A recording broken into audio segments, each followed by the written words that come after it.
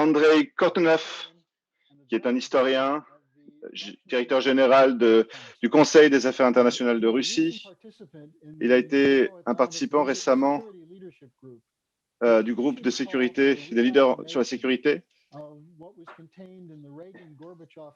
Et il a été notamment un des participants de ce qui a été dans la déclaration de Gorbatchev et Reagan, comme quoi notamment aucune guerre nucléaire ne devrait être mise en œuvre. Dr Kortunov, à vous. Merci beaucoup Harley. Chère Madame Larouche, chers amis et collègues, c'est vraiment mon plaisir de participer à cette discussion. Je pense que c'est un événement qui arrive à temps, qui arrive à point nommé et qui sera extrêmement utile pour tous les participants pour inspirer notamment au niveau des idées.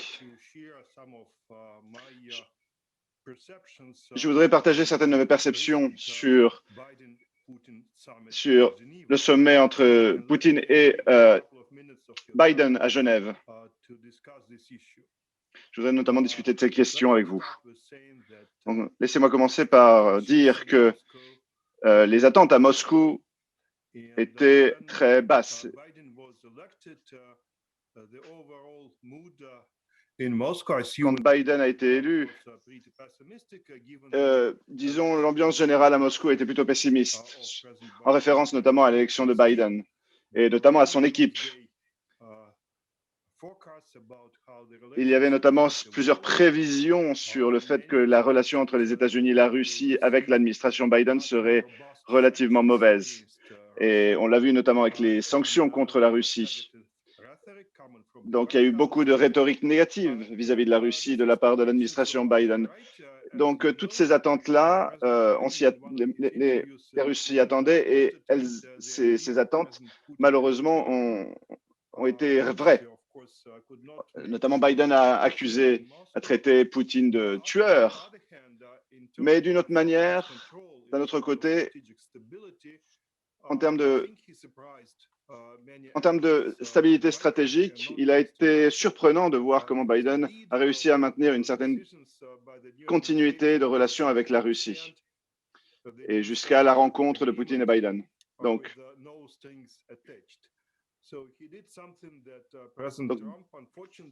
Biden a fait tout de même quelque chose que Trump n'a pas réussi à faire. Il faut quand même l'admettre.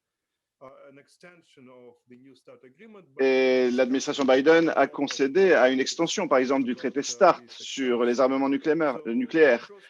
Donc, la première étape a été de faire cela et ça a été très apprécié par Moscou. Malheureusement, la rencontre entre Biden et Poutine s'en est suivie de sanctions contre la Russie par l'administration Biden.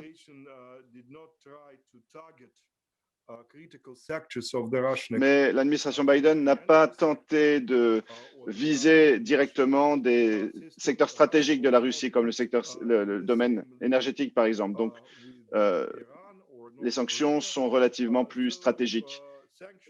Les États-Unis l'ont fait, par exemple, contre l'Iran, mais pas contre la Russie. Et on observe notamment une diplomatie continue, une continuité de la diplomatie entre les États-Unis et la Russie. Donc la réunion a eu lieu, donc entre Poutine et Biden, a eu lieu à Genève, en Suisse.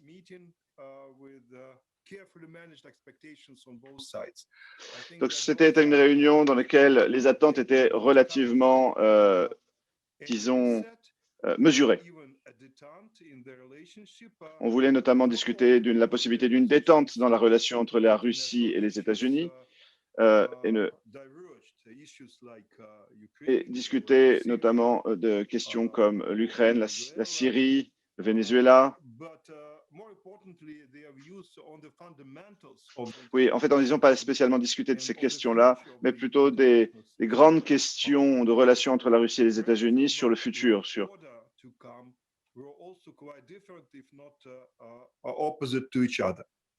et notamment de s'assurer que les États-Unis et la Russie, pendant cette réunion, puissent définir des règles sur lesquelles ils ne seraient pas totalement opposés, des règles de gouvernance mondiale.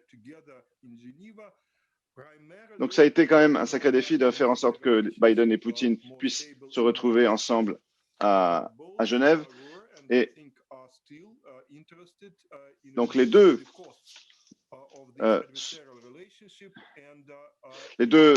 acteurs de cette relation, Biden et Poutine, sont enclins à réitérer en fait ce genre de relation et à la maintenir.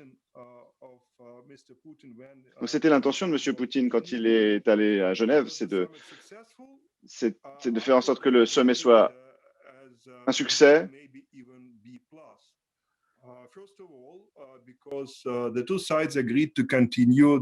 Donc, les deux parties ont décidé notamment de maintenir le dialogue sur la stratégie d'armement nucléaire.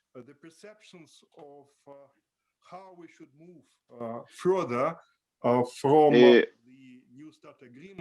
disons, la manière dont on s'est entendu sur comment continuer sur l'armement, sur les arsenaux nucléaires et sur d'autres sujets, disons, était que notamment les Russes se sont plutôt insistés sur la nécessité de maintenir une stratégie. Les États-Unis, la Russie voulait insister sur la nécessité de s'entendre surtout sur l'armement stratégique entre les États-Unis et la Russie, et les États-Unis voulaient discuter aussi des armements non stratégiques. Donc là, voilà, il y a une discussion sur ces questions-là. Et il a été question aussi des armements tactiques que l'OTAN, que les États-Unis ont déployés en Europe, et particulièrement en Pologne et en Roumanie.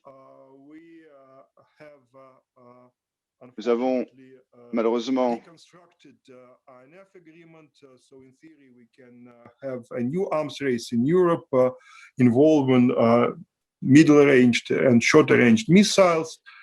donc il n'y a pas eu véritablement disons, d'avancer sur le déploiement des armements à portée intermédiaire en Europe. Donc,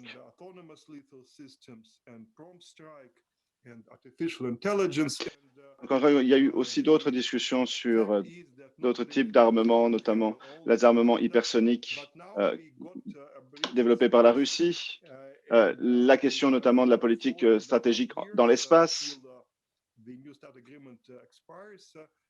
parce que, évidemment, donc, tout ce temps de discussion a été utilisé productivement pour pouvoir véritablement assurer disons, un dialogue commun sur les grandes questions d'armement et les questions de stratégie entre les deux acteurs.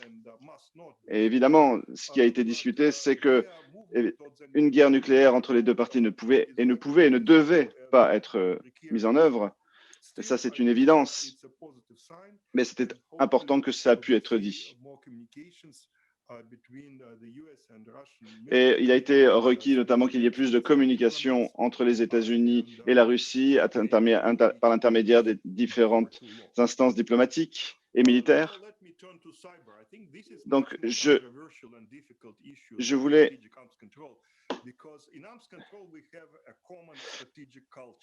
Donc, il y a une culture stratégique commune sur le contrôle des armements stratégiques entre les États-Unis et la Russie.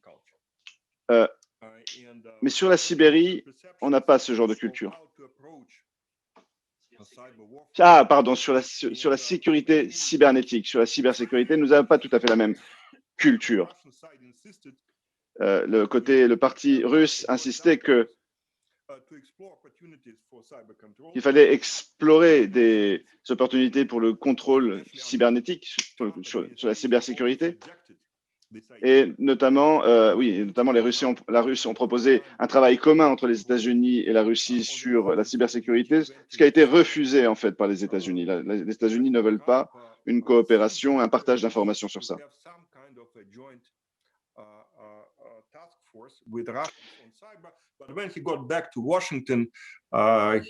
Donc, il y a eu un accord au départ, mais au retour de Washington, il a été estimé que les États-Unis n'étaient pas prêts, en fait, pour pouvoir faire ce genre de coopération avec les Russes. Mais c'est un signe positif que nous puissions avoir une task force, un groupe de ce genre. Mais la culture sur les attaques cybernétiques, sur les attaques informatiques sont totalement différentes. La perception n'est pas la même entre les Russes et les États-Unis. Les capacités sont réciproquement différentes.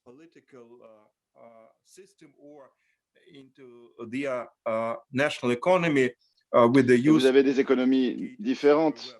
Les armes cybernétiques sont différentes en ce qui concerne les États-Unis et la Russie.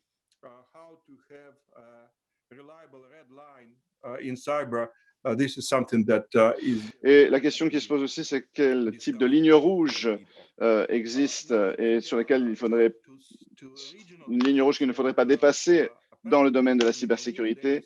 Il y a eu des discussions et des accords sur ces questions-là. Donc,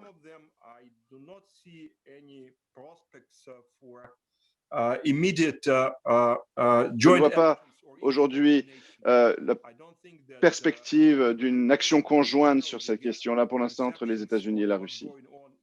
Donc, pour ce qui est notamment de l'Ukraine et la Biélorussie, il y a encore beaucoup de tensions sur ces deux dossiers-là.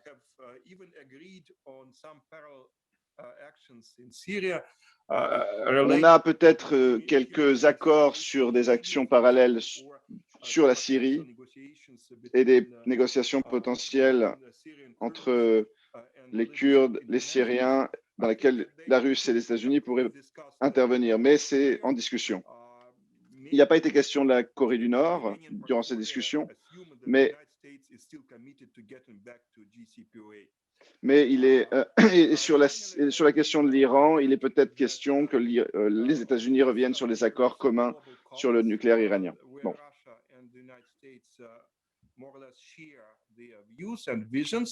Là où les États-Unis et la Russie partagent leurs vues, c'est sur le réchauffement climatique et sur une potentielle coopération dans la région arctique. Ils ont aussi établi certains accords sur la lutte contre le terrorisme international et une coopération dans l'espace est envisagée. Donc, c'est aussi important de souligner le fait que les deux ambassadeurs mutuels respectifs de chaque pays sont de retour dans leurs ambassades respectives, mais ce n'est pas la fin de l'histoire puisque c'est très bien d'avoir des ambassadeurs qui reviennent dans leurs ambassades, mais il faut aussi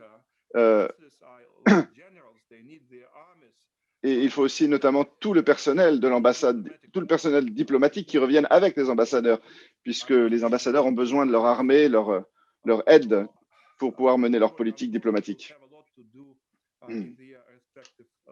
Et je crois qu'en M. Antonov, qui est l'ambassadeur russe aux États-Unis, va avoir beaucoup de travail à faire concernant tout cela. Donc, je ne vais pas prendre le temps aux autres orateurs, mais laissez-moi juste conclure pour dire que les prochains mois nous diront s'il y a une stabilisation entre la relation entre les États-Unis et la Russie, ou si nous continuons cette course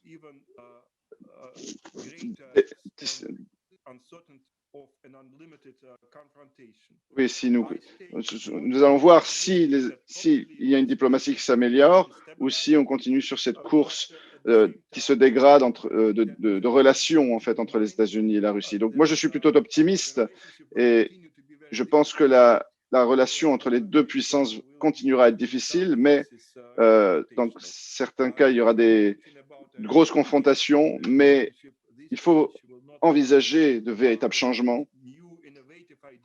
Il faut avoir de nouvelles idées. En fait, ce changement n'aura pas lieu sans nouvelles idées, sans des innovations diplomatiques importantes.